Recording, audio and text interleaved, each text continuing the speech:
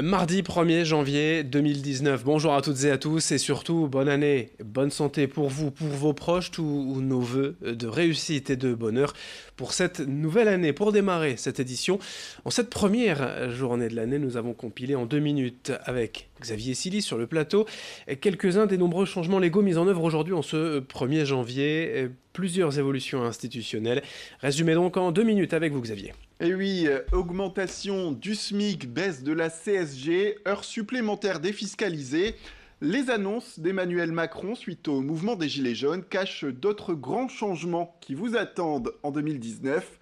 Place d'abord à l'emploi, bien sûr. Le SMIC horaire passe en janvier de 9,88 € à 13,03 € brut. Pour un salarié à 35 heures au SMIC, eh bien la hausse sera ainsi de 16 € net avec un salaire au final qui sera de 1204 €. Place aux retraites dites de base, leur pension sera revalorisée de 0,3% en 2019, un chiffre qui ne permet pas de pallier l'inflation. Cela concerne en tout cas aussi certains régimes complémentaires ainsi que les pensions d'invalidité. On vous parle également de la formation. Le compte personnel de formation sera désormais alimenté en euros et non plus en heures. Ce sera à hauteur de 500 € par an et de 800 € pour les personnes peu qualifiées ou encore en situation de handicap. Autre changement pour 2019 concernant l'énergie. Et cette bonne nouvelle, l'année 2019 va voir la baisse des tarifs réglementés du gaz de près de 2%.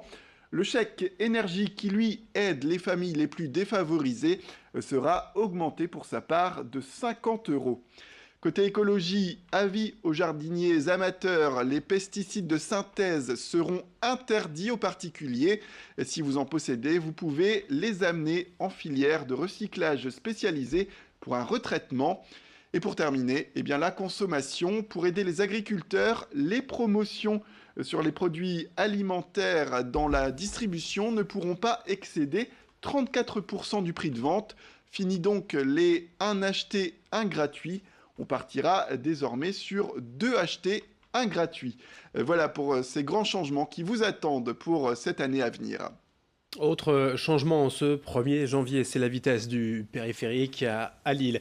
Vous le savez, on vous en a déjà parlé, en 2018, la métropole lilloise a subi plus de 60 journées de pollution, alors que l'Organisation mondiale de la santé recommande de ne pas en subir plus de 3. Pour cela, la mairie de Lille a donc tenu à réagir et va donc, dès ce 1er janvier, limiter les parties sud-est du périph' à 70 km/h. Les camions, eux, étrangers en transit par Lille, Martine Aubry souhaite interdire leur circulation aux heures de pointe. Pour cela, la maire de Lille a déjà rencontré ses homologues belges et assure qu'ils sont favorables à cette idée. Car on l'a vu sur la carte, le premier rang des accusés, c'est le périphérique, clairement identifié en rouge sur les cartes de pollution. À propos de cette vitesse limitée à 70 km/h, on écoute Martine Aubry.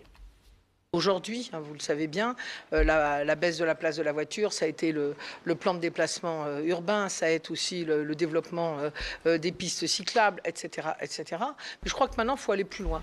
La première fois que j'en ai parlé à un préfet, c'était en 2012. Je vous ai d'ailleurs mis toutes les lettres que j'ai écrites, pour demander effectivement 70 km/h sur le périphérique. Et le préfet, là, m'a répondu, comme quoi il faut de la ténacité pour y arriver. Oui, à partir de février 2019. À ce propos, les associations, elles ne sont pas franchement convaincues. Nord Écologie y conseille et évoque justement des mesures plus importantes, plus courageuses, comme l'interdiction pure et simple de faire entrer les camions dans l'île. Les militants écologistes réclament aussi le retour de l'écotaxe, qui permettrait selon eux de faire payer les pollueurs. À propos des 70 km/h, écoutez tout de même Michel Hérault, l'un des responsables de cette association, au micro de Xavier Silly.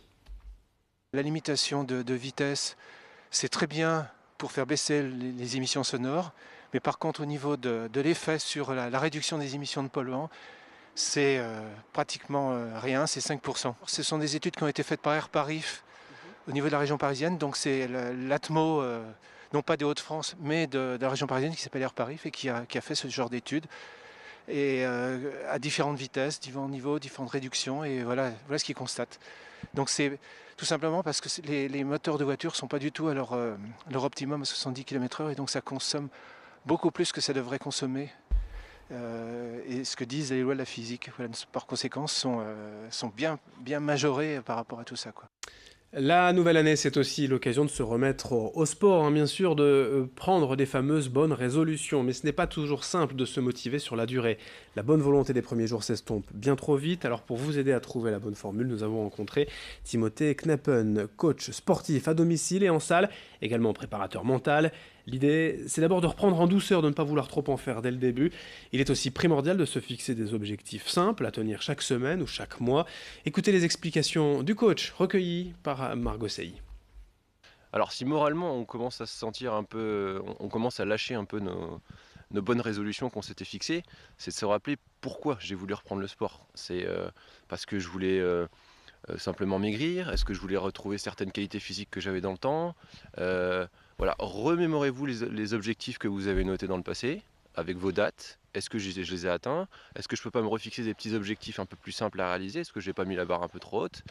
Voilà, c'est tout des petites choses comme ça qui vont vous permettre de vous remettre dans le bain et de vous remotiver. Pour finir, une idée de sortie durant ces vacances scolaires. Et en ce 1er janvier, cet après-midi, le Forum Gambetta à Calais est ouvert pour sa grande exposition de Playmobil. Pour la 4e année de suite, le collectionneur Jean-Michel Lelier s'est installé avec une partie de sa collection.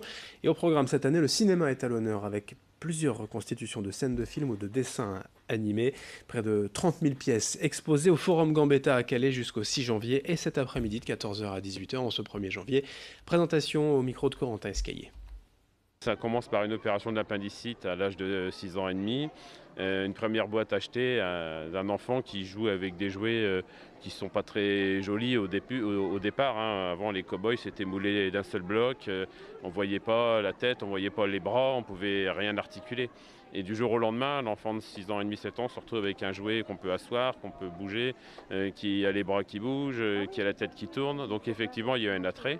D'ailleurs, c'est ce qui a fait le succès de la firme. Et la passion a commencé là. Et puis après, j'ai commencé à faire des petites reconstitutions dans ma chambre à l'âge de 7 ans sur des étagères.